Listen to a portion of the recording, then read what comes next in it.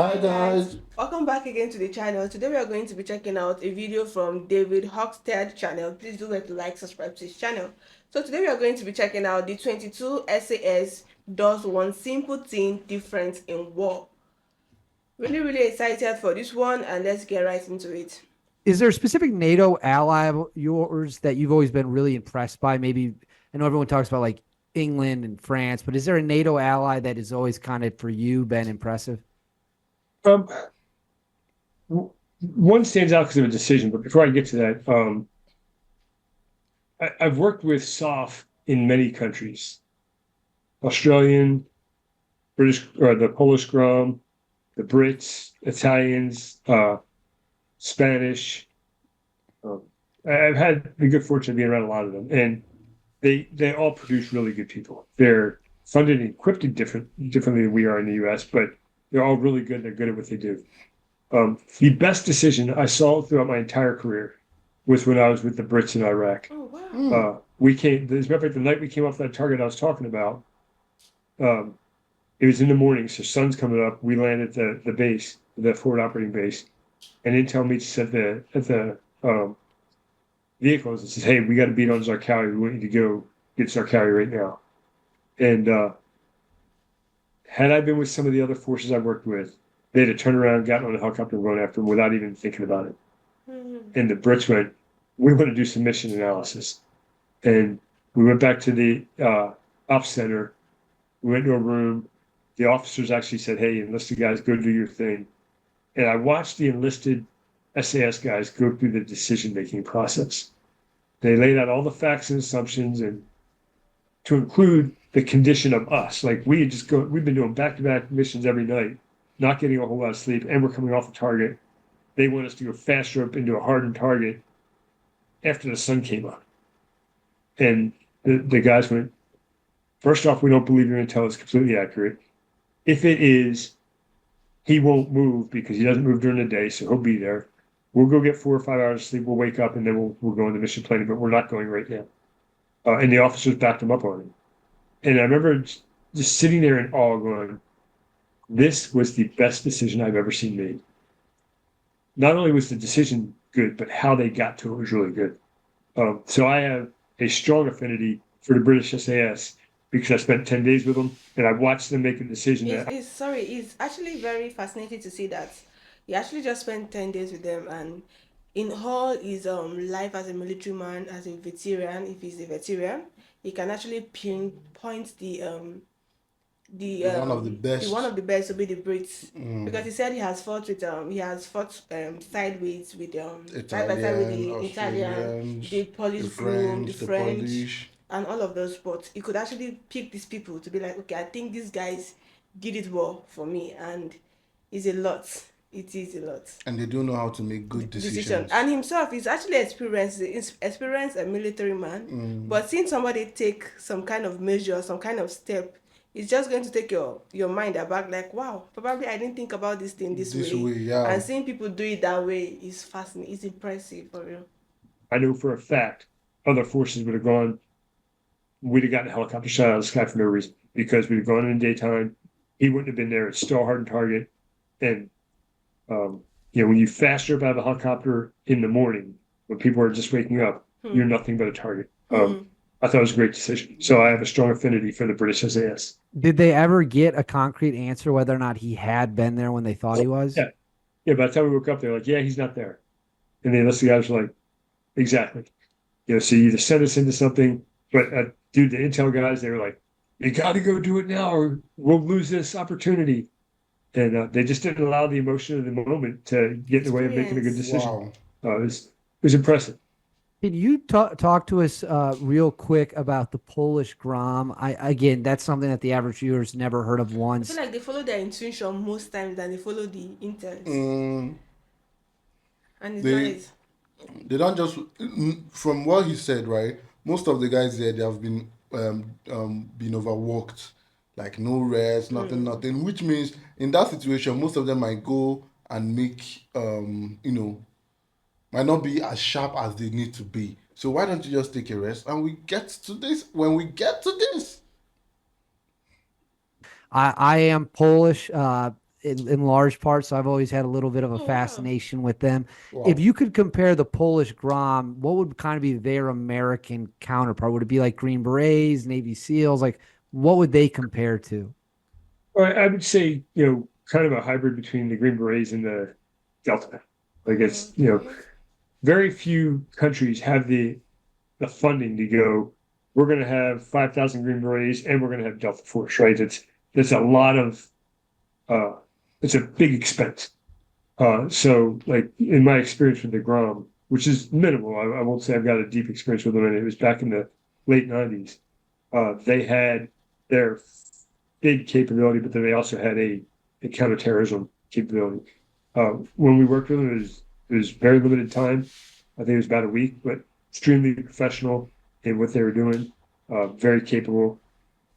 Again, my experience with all the soft forces from all the nations I've worked with, they're all the same guys. They're guys who want to go do something. They're triple or quadruple volunteers, meaning they volunteer to join the military, they volunteer to jump out of airplanes, they volunteer to go through an assessment selection, and then if they go to the tier 1 level, they volunteer to go through that selection as well. And when you get to the end, the difference isn't the dude. The difference is how well funded, how well equipped, and what's the political landscape in their country. Oh. And I've got nothing but great things to say about all the soft forces, to Okay. include all the U.S. forces. Well, I guess that's Well, why and that is a politics great. really play a very huge part Yeah. in military, structures, because if the politicians are corrupt and the military are not well funded, they will be going half cocked in.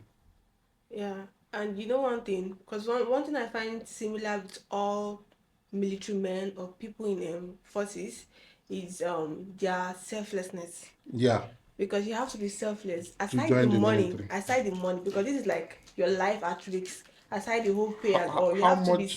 selfless to be able to volunteer to a large extent of things they do in the military. I don't think there's any amount of money they can pay to be selfless. So I don't think it's about the money for the military personnel, but it is about the passion and the love for one's country. Wow. So I love this statement there. Great segue to kind of we're winding down here. I just got a few questions left, but I always ask everyone who comes from a tier 1 element on this show the exact same question. People always have varying opinions, but they like to have fun with it. Delta versus SEAL Team 6 is obviously a very classic rivalry in the military community. You've had the opportunity to serve at the tier 1 level, Really? and you know both organizations very well. So you are one of the Yeah. few humans who can give an opinion unbiasedly, because you're not part of either, but you work with them. How would you compare and contrast those two units? Yes, I'll use a different term just because I think it's more specific. I embedded with them, right? I lived with them for 6 months at a time, both pre-deployment and alert and deployment. When it comes to being on target and you go, hey, I got to go capture, kill somebody, they're both wonderful options. They're both great organizations. They have different strengths and weaknesses. I would say Delta Force has a stoicism about them. That is, they are stoics as an organization. The first day I went over to pull alert with them, a teammate of mine who was introducing me to the guys I was working with takes me over and introduces me. We're talking, and he walks out of the room, and a Delta operator walks in, and he just stands there and looks at me. And he doesn't say hi. He doesn't say, hey, welcome to the team. He just standing there looking at me. And I found it to be odd. I think a lot of people get uncomfortable in silence, and I don't. So I just stood there and looked back at him. But it kind of defines how they engage with people. They're mission focused, and if you're not one of them, they kind of want to understand why you're around them. But really good at what they The do. one that was SEALs are also really good at what they do, but SEALs only draw from the SEAL community. So when you go through their assessment selection for Dev Group versus the assessment selection for Delta, they're kind of different, right? Up at the SEALs, it's, hey, we know about you. Your reputation carries a certain amount of weight. We're going to put you through all these rigors. And then, some guys we will select, some guys we won't. Where Delta, you can be pulled from anywhere. And they've got to look at you from a very baseline of who you are. And I think those two have two different types of processes, have cultural effects on both organizations. So that'd be my feedback to you. They're both great organizations, great people. I keep in contact closely. As a matter of fact, 3 weeks ago, I was in Germany, and my buddy who I was in on the Ebola Boss mission with, where we shot the vehicle coming at us. He called me out of the blue. He's like, "Hey man, I'm just checking in on you." And then yesterday, I was reaching out to one of my Delta buddies because I knew he had some health issues, and he and I are communicating still today. I have good friends on both sides of the house, and I've seen challenges on both sides of the house, Delta but Force both is wonderful Germany. organizations. No, no, no. If there He said is, he reached out to one of again, his because I friends in think you Germany. can provide an Maybe you guys are Yeah, unbiased I traveled to Germany. answer. Delta Force and Navy City are like. Is Yeah, it that's why I was American surprised when or I had Germany. So I think it's a friend in Germany. Sir, is there a mission where you could think of that only one or the other to be chosen for? Like, if we had to do this, we would always go with DevGru. If we had to do this kind of mission, we would always go with Delta. Are there like real Sure. examples you could choose? Yeah, anything on the water, you're going to go with SEAL Team 6. That's their second nature. Whether it's The taking down a second ship nature. or doing it over the beach or a dive operation, a team of divers at Delta Force, it's not in their DNA. They may have the certification, but they don't live, eat, and breathe it. And there are a lot of land missions that Delta Force does that the SEALs wouldn't be involved in. The SEALs, through 2 decades in Afghanistan and Iraq, have become better land warfare operators, and they're very capable. But if you got to choose between Delta and SEAL Team 6, why wouldn't you take the people that's their base mission? So absolutely, they both have unique missions. And this is how we're going to wrap up the this section before we get into the Combat Control Foundation. It's my understanding, based off of when we had our pre-interview discussion, you had the opportunity. You said no to both organizations at the end of your career. Is that correct? I did. Well, it was really towards the middle of my career when I was still at the 24th. We had our LNO up in Virginia. He was leaving, and they, the command asked me would I like to go do that job. And then the sitting sergeant major over at Delta, the ops sergeant major, he called me right around the same time and said, "Hey, I'd like you to come be our LNO." And I told them both, I said, "I'm not interested in doing that." And the response I got from both was, "Why the fuck wouldn't you come to the best unit in all the U.S. military?" And my response was, "I'm in the best unit in the military. As a combat controller, I get to go work with anybody at any time when the mission goes down. If I'm your LNO, if I'm your LNO, then I only go on the things that you are slated for." And I wouldn't bind myself. And part of the logic behind that, to make it more tangible for the listeners, once we took over Baghdad International, every night I was going out on missions, and I was either with the Navy or the Rangers. One night I got called out to do a mission with the SEALs. Sorry, not the SEALs, the SAS. And then I had missions I was going out with combat controllers, right? Running airfields and stuff like that. So if I'm doing that every single night while these guys come back and they go into their 48, 72-hour rest cycle, I'd rather be going back-to-back missions than coming back and going to rest cycle when I'm not doing something. And that was my logic for it. And nothing against those units. They are great units, and it's a tremendous honor. The guys who go do those jobs, they have a lot of responsibility. They are highly respected, and they're leading parachute and combat controllers up in those units. But for me, it was more about leading our own guys and always being able to go on any mission that I could go on. I love that. I love that. And I think that the audience is going to enjoy that entire segment, especially because, again, you are one of the few people who can look at it unbiasedly and kind of lay down your assessment of it. I want to get into the Combat Control Foundation now, which I know is very important to you. You serve on the board of it. Can you explain to the audience what the Combat Control Foundation is and what the goal of it is? Yeah. So, That's new to you. the goal is to take care of our people. 2 decades of war, and then previous to that, we got our Vietnam era guys, we got our guys in the 80s, we got our guys who maybe didn't go to war, but have needs. We're there to help fill those needs. The VA and the civilian medical system can only do so much. And I'll give you an example. We got a call about 6 weeks ago. A former teammate of mine, he was having some issues and he was in a hospital. And his wife called us and said, they don't understand what he's done. So they don't understand how to handle him. They're treating him like a normal person off the streets, and he's not responding well to it. So I called Dre, our executive director. She's this wonderful person. say, hey, here's what we got. We got on the phone with this guy's wife and said, okay, tell us what's going on. She walked us through everything that's going on. Great. Immediately reached out to a special operations specific organization that helps guys who are in this type of distress. Within a week, we had him in this new position, and as of yesterday, he's doing great. But in the regular civilian care system, he would have not gotten what he needed, and he was. Now I see the main use of his foundation. Yeah. Because if in a normal, as he said, in a normal civilian care system, he wouldn't have gotten the maximum treatment, maximum attention he need for his treatment. They won't know how to treat him. Let me use an example, right? You know, if you remember during the after the delivery, right? You asked me how was my experience, and I was telling you, I was trying to explain it to you, but you could not get. Yeah. Even though I can never compare my experience to your experience, but I'm trying to like get to something. But then recently something happened to our baby girl. It took her for 6 weeks immunization. Exactly, and you felt that And when they gave her the helplessness. shot, and when she screamed and cried, I want to help, but There I was just nothing could you not. could do. And then I told my babe, like, now I understand and understood how you felt in the Oh, labor room. Like, you feel like you can help me take this pain away, but you just there is cannot. nothing. So I think it a bit resonates well with what a Yeah, civilian you care just have system to they be there to know how to handle want to. that. Yeah.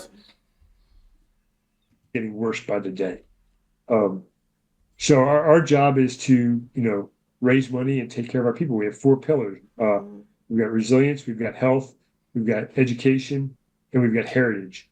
And they probably fall in that order, right? Resilience is more about dealing with things that have happened in the past, or preparing for things so that you're more equipped to handle them when they come at you. Health is clearly anything that has happened to you that the VA is not willing to help you with. Education, we do scholarships for family members of our operators. And then heritage, we dabble in that a little bit. That's a piece of our mission, but the bigger pieces are the front end of resilience and health. So that's what we do. We go raise money, we take care of people, and Actually help people. What if I Not just people. I think we should use the right word, the heroes. heroes. Because these guys are nothing but heroes, and to see that the government is not doing enough, that organizations have to take up. Foundation has to arise Do to you come to the aid understand? of majority of our heroes.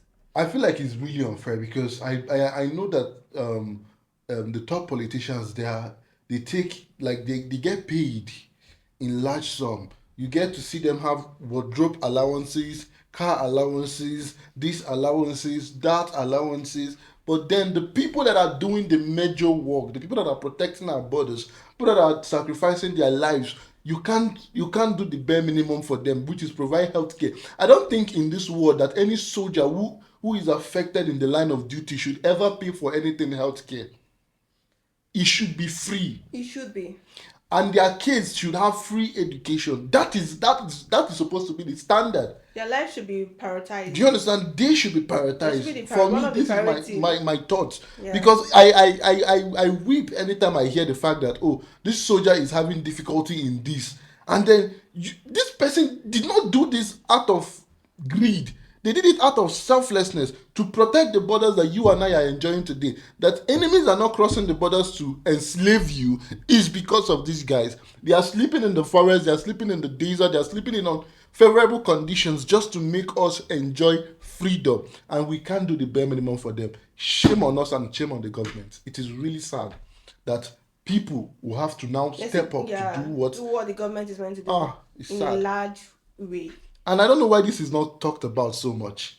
Free healthcare to soldiers, free education for their children. Let's not even talk about money allowance, but these are the majority things. Provide it for them so that they know that, oh, if I'm laying down my life for my country, my kids, my family are catered for. They will be in the grave and they cannot even rest in peace. That is shameful of us. I don't know why this whole thing is pissing me off that I just had this now. I know they are resting in peace because they do what they love to do, regardless of how they are being treated most of the time.